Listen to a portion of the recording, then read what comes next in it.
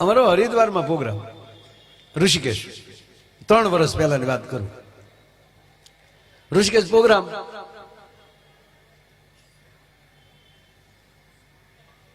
એ બાજુ હરિદ્વાર કે ઋષિકેશ હોય તો હું 2-3 દી અગાઉ જાઉં.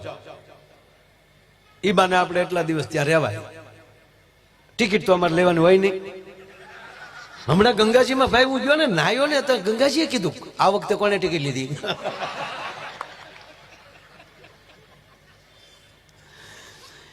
જીવન એવા જીવી નાખજો, સ્વર્ગની ટિકિટ નહીં લેવી પડી, એ તમારો સદગુરુ ટિકિટ લઈ લે ભલામણ. હા, પછી કઈ જરૂર રહેતી જ નથી યાર. એટલે હું જાતો હતો, એટલે ત્યાં દિલ્હી થી દેહરાદૂન ની પાછી ફ્લાઇટ ચેન્જ કરતો હતો. એ ફ્લાઇટમાં બેસવા ગયો અને ભાઈ સવજી કાકાનો જ કાર્યક્રમ, સવજીભાઈ ધોળકી, તેનો ફોન આવ્યો મને કે માયાભાઈ કેટલે? મેં બસ જો દેહરાદૂન વાળી ફ્લાઇટમાં દિલ્હીથી બેસું છું, વધી 45 મિનિટમાં મેં ઉતરી જાઉં. ફ્લાઇટમાં બેસી ગયો છું. મને કે સારું, આ ધ્યાનથી વાત સાંભળજો, તમને ખબર પડે. જો તો ખરા હું આવશે. વસણભાઈ કીધું એમાં જરાય ખોટું નથી, આજે મારું નક્કી નથી અમારું હું કરવું.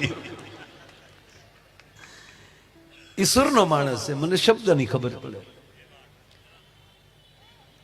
બે આનંદ કરીએ. એટલે મેં ગોવિંદ કાકા મને કીધું, મને કે ના માયાભાઈ તમારી માટે ગાડી સાજિંદા મિત્રોની તમારી 2 એરપોર્ટની બહાર ગાડી ઊભી છે. મેં કાકા વાત સાચી, પણ મેં કીધું પછી એમણે બહુ મોટું આયોજન કરેલું, તમામ એના સ્ટાફને લઈ ગયેલા. એટલે મેં કીધું જાહેર નથી કર્યું ને ખોટા. મેં કીધું સેલ્ફી પાડે ને માણસો, આપણે આપણી સેલ્ફી ઈશ્વર પાસે પડાવવા આવ્યા છીએ. મને કે ના કોઈ નથી કીધું, તમારો ઉતારો નોખો છે. ટૂંકમાં અમે અહીંયા પહોંચ્યા, મારે ઉતારે વયા ગયા, જ્યાં અમારું ઉતરવાનું હતું ત્યાં ગયા. રાતના 8 વાગ્યા. આસ્થા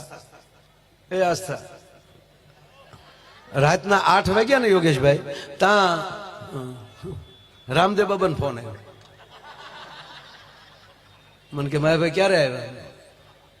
કબ આયા?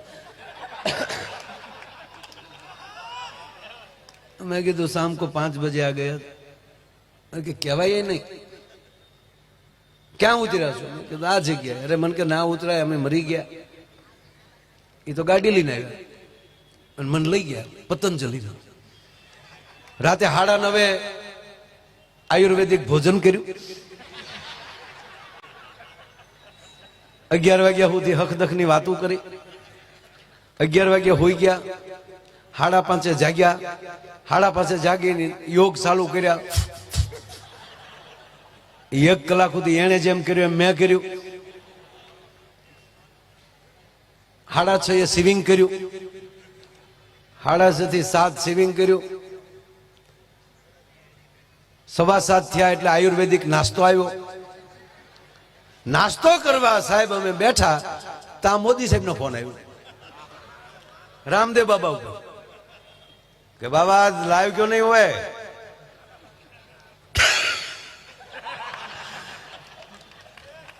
आज मैंने देखा री रिकॉर्डिंग था, आप लाइव नहीं थे. रामदेव बाबा के लाइव क्यों? माया भाई आए, अपना माया भाई. हाँ, आज हम दोनों साथ में. अब क्या कर रहे हो? बस नाश्ता करने की तैयारी. अरे साथ में नाश्ता करेंगे, मैं आ रहा हूं. હવે વડાપ્રધાનને તો નીકળતા હું વાર લાગે. 45 મિનિટ થઈ ત્યાં સમાચાર આવ્યા કે એ દેહરાદૂન ઉતરી ગયા છે. 20 થી 25 મિનિટમાં સાહેબ પહોંચે છે. સાહેબ આ ફોન પૂરો થયો અને મારે જગાઈ ગયું.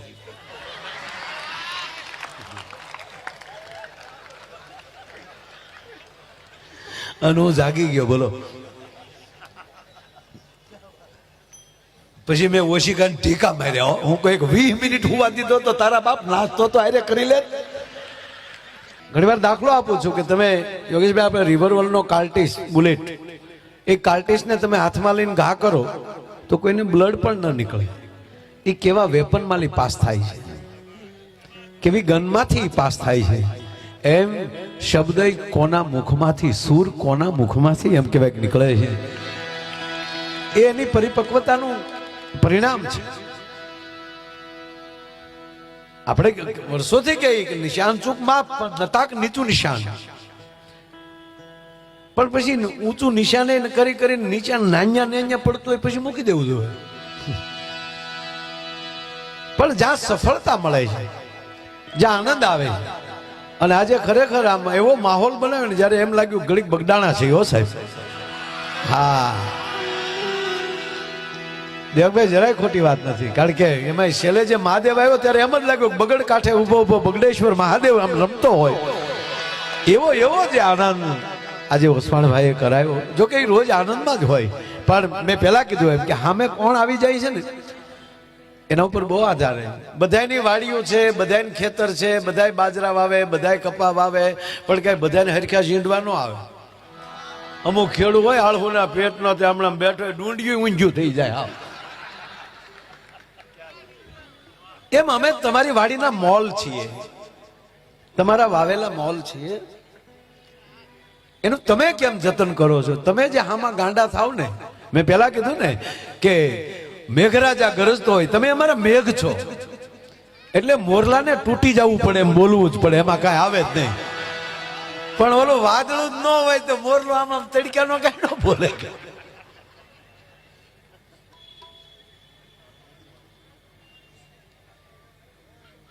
ભગવાન મહાદેવને ખૂબ યાદ કર્યા. મહાદેવ તો મહાદેવ છે સાહેબ. એને તમને વેદનો મંત્ર આવડતો હોય તો પણ એ ગાવ તો એ રજૂ એમ કહેવાય કે દાદો હામો રજૂ થઈ જાય. કોઈ ગામડાનો કોઈ માણસ અથવા તો કોઈ કવિ, કોઈ ચારણ કવિ, હમણાં જ કાગબાપુની રચના બજ હો મન ભીમનાથ શંકર ભારી, તોય મહાદેવ રાજી થાય. એ ક્યાં કરો, આપણે ગામડાની ભોળી બાઉ, ભોળી માતાઓ શ્રાવણ મહિનામાં કેવો રારે ગાવો તમે શંકર ભોલા, તને ચડે છે ભભૂતિ ના ગોળા, એવો રારે ગાવો તમે શંકર ભોલા. હે મહાદેવ, અમે તને શું આપીએ? અમે તને ભસ્મ આપીએ, અમે તને જળ ચડાવીએ કે તને ચડે ભભૂતિના ગોળા, ઓરારે આવો તમે શંકર ભોળા. કહેવાનો અર્થ ભોળાપણાનો નાદ થઈ જાય તોય ભોળિયો નાથ આવી જાય. આપણા 12 જ્યોતિર્લિંગ છે, એમાંથી દરેક જ્યોતિર્લિંગના અલગ અલગ ફળ છે. શિવ પુરાણમાં એના અદ્ભુત પુરાણો પુરાવા સાથે. તમને દેહ પીડા હોય એટલે સોમનાથને ભજી લ્યો એટલે દેહ પીડા વહી જાય. હા, 12 નું છે, પણ મારે કેવું હોય વ્યવહાર ના થતું હોય તો મલ્લિકાર્જુન ને ભજી લ્યો એટલે હાંધો થઈ જાય.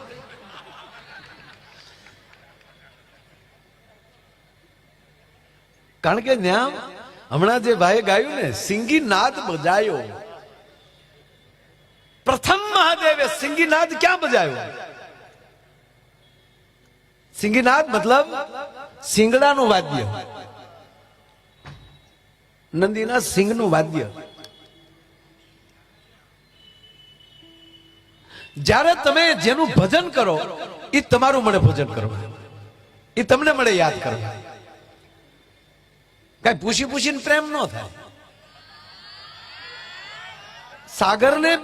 સાગરે પૂછ્યું રેતી ને, સાગરે પૂછ્યું રેતી ને તને ભીંજાવું ગમશે કે કેમ? ત્યારે જવાબ આવ્યો, એ સાગર આમ પૂછીને થાય નહીં પ્રેમ. એ તો કોક ને ઓફિસર ની ઓફિસે જઈને કહેવાય આવું. મહાદેવને ન કહેવાય આવું, એમ એ તો આઠે પોર આનંદમાં બેઠો હોય. એમ કલા પણ એવી વસ્તુ છે સાહેબ, એ પૂછીને ન થાય એ થઈ જતું હોય છે.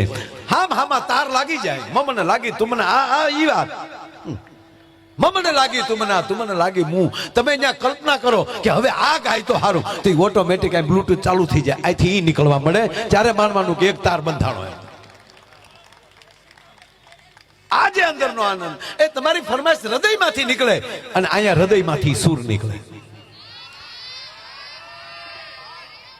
બાકી ગાય એને ગળું કહેવાય, નકર ડોક કહેવાય, અને કોક મરડી નાખે બોશી કહેવાય.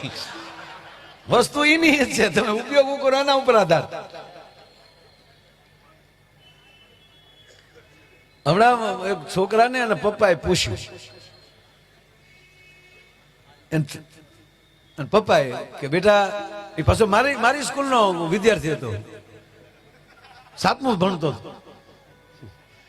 એ કે બેટા તું માયાભાઈની સ્કૂલમાં ભણે છો તો એક પ્રશ્ન પૂછો ને પપ્પા, કે આ માખી ઉડે છે. સાહેબ અમારા આપણા ગામડામાં એક રિવાજ હતો, જેના ઘરે માખ્યું ન હોય ને એના ઘરે મહેમાન ન આવતો. માખીને રાહવાલ કહેતા હતા. અને માખ્યું એની જ ઘરે હોય જેની ઘરે દૂધાણા હોય, જેની ઘરે સાસુ ફેરાતી હોય, ત્યાં બહુ માખ્યું હોય. અરે મહેમાન આવે અને આમ ઓસરીની કોરે નેવું હોય ને, એ નેવા પાસે આડી હોય, આડી પાસે રવાઈ બાંધેલી હોય. આ તો તમે જેને ન જોયું હોય એને નહીં લાગે કાંઈ, પણ રવાઈ બાંધેલી હોય. મહેમાન આવી અને યોગેશભાઈ એ રવાઈ સામું જોવે, એ રવાઈ રીઠી હોય ને તો મહેમાન ખોટી થાય. એની પેલી ખબર પડી જાય કે ઘરમાં અહીંયા સાસ દૂધ હશે, અહીંયા ખોટી થવાય. બાકી હાવ કોરી પડી હોય રવાય અને માખી ન હોય. માખી જ્યાં દહીં હોય, દૂધ હોય, માખણ હોય, એ ઘરના વાડના હેરડીના ગોળ કઢાવ્યા હોય, એના એમ કહેવાય ગળા ભર્યા હોય, એને રહાવેળ કહેતા. એટલે આ ભાઈ ટૂંકમાં રહાવેળ વાળા જો ને, મારે એટલું કહેવા હાટું ઠેઠ ત્યાં જવું પડ્યું. બહુ સરસ વાત. એટલે માખ્યું બહુ હતી એના ઘરે. એટલે કીધું કે બેટા માખ્યું જેવું એટલી બધી ઉડે છે. હા પપ્પા. તો એમાં કહી દેજો કે કઈ મેલ છે ને કઈ ફિમેલ છે,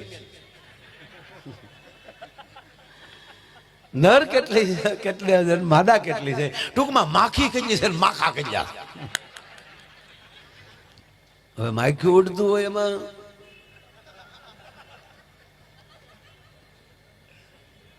છોકરો કે પપ્પા આવો પ્રશ્ન તમારે મને પૂછાય, આ તો હેલો પ્રશ્ન છે. મારે એમ કે તમે ક્યાંક અઘરું પૂછશો. અરે બેટા આનાથી અઘરું હોય શું? તાક તમે હજી અહીંયા નિશાળે નથી આવ્યા પપ્પા. આ થોડું અઘરું કહેવાય. આ તો હાવ હેલો પ્રશ્ન પૂછ્યો કે પણ જવાબ તો દઈ દે. તાકે અરીસા પાસે ઉડે બધી માખ્યું ને આપણી માથે ઉડે માખા. અરીસાની આજુબાજુ જે બનાનાથી બોલાવે છે એ માખ્યું છે ને આપણી ઉપર આવે છે ને ઉડાડીએ તો પાછું નાન્યા બેસે છે, એ માખા. એ બીડી લેવા આવે છે, બીડી પાવે.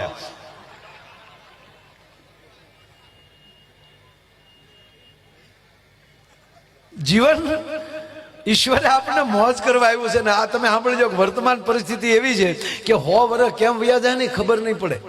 હકીકત અત્યારે દી કેમ વયો જાય ખબર નથી રહેતી. તો 100 વર્ષ વયા જતા વાર નહીં લાગે. એટલે કહું છું કે જીવન એવું જ જીવજો કે તમારી આ ઉંમરની યાદી તમારી મહેફિલમાં ખોટ વર્તાય તોય ઘણું છે. આપણે ન હોય અને ત્યારે જયારે ખોટ વર્તાય. હમણાં એક જગ્યાએ મેં ખરેખર ગયા, ક્યાં ગયા આસ્થા ચેનલ, હા મેં બેઠા. હા એ મને આજે લેવા ઈ આવ્યા હતા.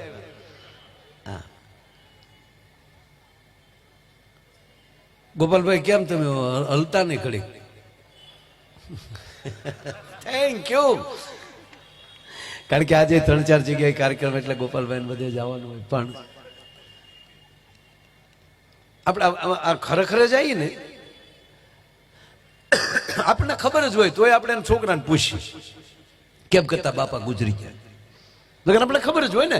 કોઈ આપણે સમાચાર આપ્યા કે ભાઈ ફલાણી જગ્યાએ તમે જે આવ્યા ફલાણા ભાઈ ત્યાં, આપણે કઈ કેમ હતા કે ખબર નથી અને બાપુજી ગુજરી ગયા. એટલે આપણે કઈ શું થયું એટલે એને કીધું જ હોય કે એટેક આવી ગયો, કે નકુસા માંગળી આવી ગઈ, કે ઉલ્ટર માંગળી નાખી. એ મૃત્યુનું કારણ તો ખબર પડી જ ગયું હોય, પણ છતાં આપણે ખરખરો કરવો પડે. ત્યાં જઈને આપણે પૂછવું પડે. લ્યો એમાંય મને યાદ આવ્યું. હાવ લ્યો એ 12 દિવસ બેસી છે ને, બેસજો કઈ નથી, ઘરના બેસજો. આ બેહણા કરીને જે ગોબો ઉપાડ્યો છો ને તો એ બિચારો ટ્રાફિકમાં અટવાઈ જાય. આપણે બેસી છીએ ને એનું કારણ આપણે તો 40 દી હોય. એ ખરેખર શું છે કહું તમને, દાંત કરતા કેવું છે એ ખરેખર એવું છે. તમને સપનું આવે તો સપનામાં તો આપણે ક્યાંય આટા મારતા હોય ને, પણ જયારે જાગી જાય છે ત્યારે ખબર પડે કાલે લે હું તો માયાભાઈ છું, હું તો ઘરે હું તો છું. હા, ક્યારેક તો એવું સપનું આવે કે માણસને શ્વાસ જાગે તો કે હા કરી અમારે પૂરાનું કોઈ સારું સપનું ન આવે.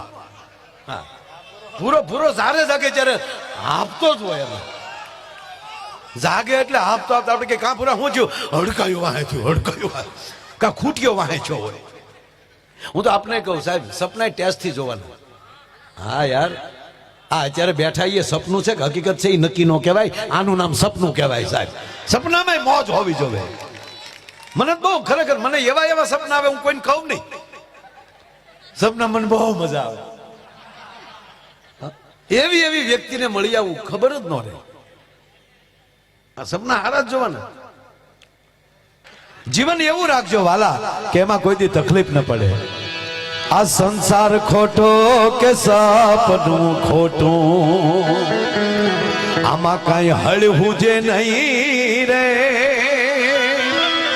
પણ બાપા જીવન નથી એ જંજાળ જીવન છે જીવવા જેવું રે. મોજ મારે એવું મોજ મારે એવું મોજ મારે એવું રે.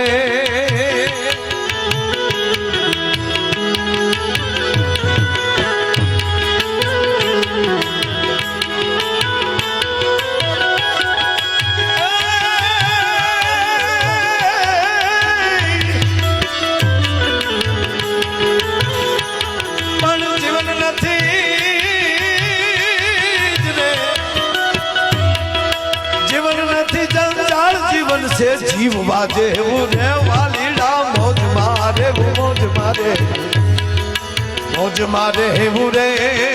મોજ મારે મોજ મારે મોજ મારે એવું રે.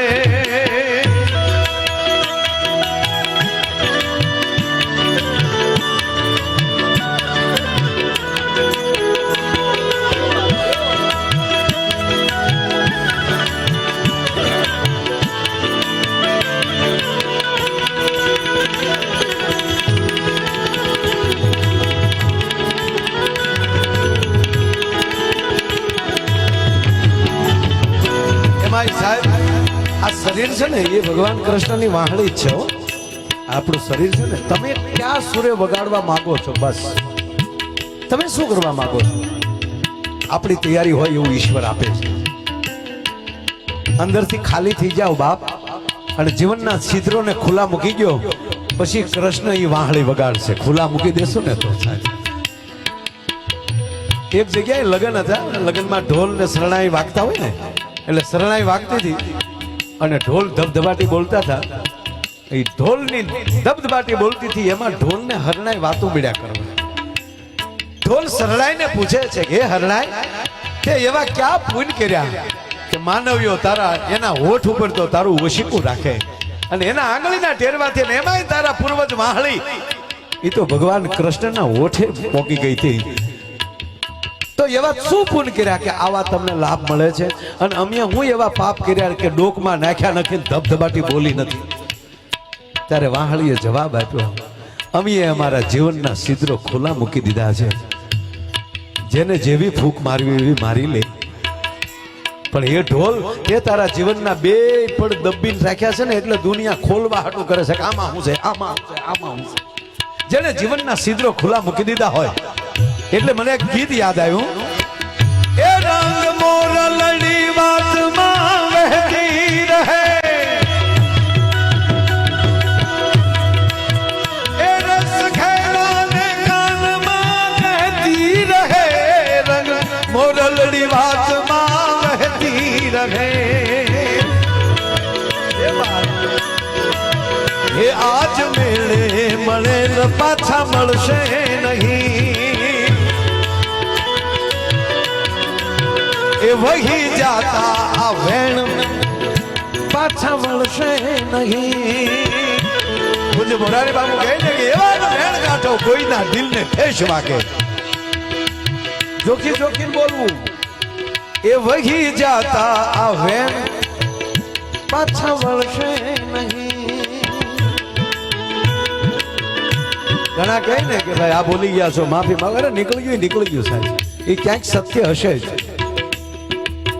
જો ગુજરાતી ભાષાની મજા જેવો સાહેબ, વહી જાતા આ વેણ પાછા વળશે નહીં, એનો શબ્દ એ વહી જાતા આ વેણ પાછા વળશે.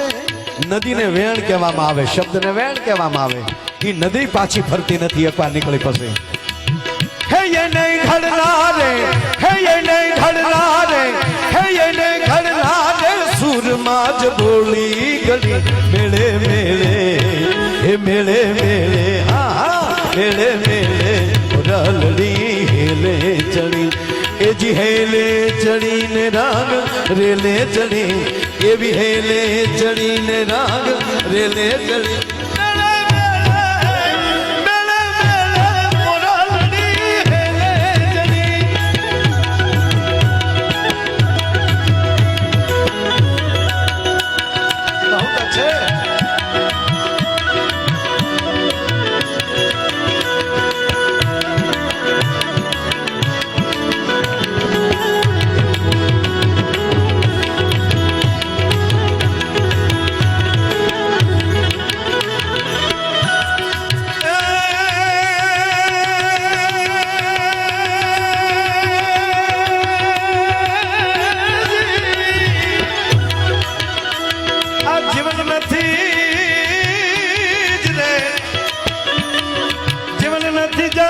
જીવન છે જીવવા જેવું રે, આવી મોજ મારે મોજ મારે મોજ મારે રે, વાલીડા મોજ મારે મોજ મારે મોજ મારે રે, મોજ મારે મોજ મારે મોજ મારે.